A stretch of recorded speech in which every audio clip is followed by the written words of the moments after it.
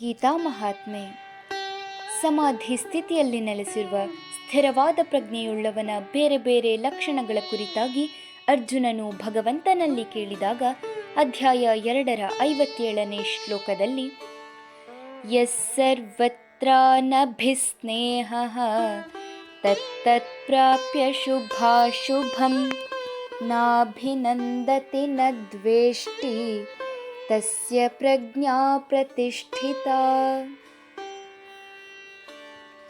ಯಾರು ಪ್ರಾಪಂಚಿಕ ವಿಷಯಗಳಲ್ಲಿ ಅನಾಸಕ್ತರಾಗಿ ಪ್ರಿಯ ಅಪ್ರಿಯ ಸ್ಥಿತಿಗಳಲ್ಲಿ ಸಂತೋಷವಾಗಲಿ ದುಃಖವನ್ನಾಗಲಿ ಹೊಂದುವುದಿಲ್ಲವೋ ಅಂತಹವರ ಪ್ರಜ್ಞೆಯು ಸ್ಥಿರವಾಗಿರುವುದು ಎನ್ನುತ್ತಾನೆ ಭಗವಂತ.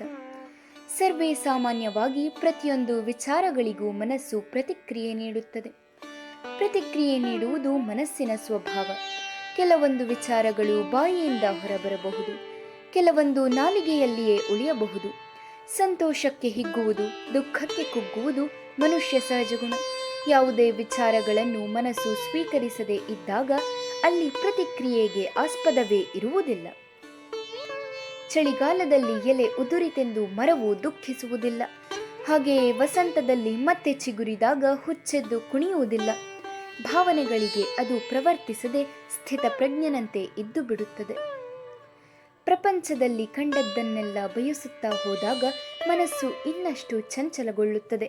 ಆಗ ಕೊನೆಯಿಲ್ಲದ ಬೇಕುಗಳ ಪಟ್ಟಿ ಬೆಳೆಯುತ್ತದೆ. ಸಿಗದಾಗ ಅತೃಪ್ತಿ, ಸಿಕ್ಕಿದಾಗ ತೃಪ್ತಿ. ಹೀಗೆ ಮುಂದುವರಿದಾಗ ಪ್ರಜ್ಞೆ ಸ್ಥಿರವಾಗಿರುವುದಿಲ್ಲ. ಅದಕ್ಕೆ ಲಗಾಮು ಹಾಕಬೇಕಿದ್ದರೆ ಮನಸ್ಸಿಗೆ ಕಡಿವಾಣ ಬೀಳಬೇಕು. ಆಗ ಅಲ್ಲಿ ಆಸಕ್ತಿಗೆ ಆಸ್ಪದ ಇರುವುದಿಲ್ಲ.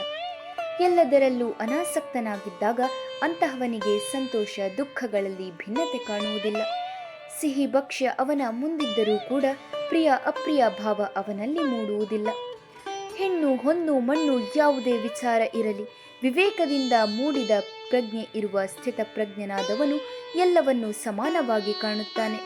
ಮನಸ್ಸನ್ನು ಶಿಸ್ತಿಗೊಳಪಡಿಸಿ ಬದ್ಧನಾದರೆ ಸ್ಥಿತಪ್ರಜ್ಞತ್ವವನ್ನು ಹೊಂದಿ ಬುದ್ಧನಾಗಬಹುದೆಂಬ ವಿಚಾರವನ್ನು ಈ ಶ್ಲೋಕದಲ್ಲಿ ವ್ಯಕ್ತಪಡಿಸಿದ್ದಾನೆ ಭಗವಂತ. ಹರಿ ಓಂ.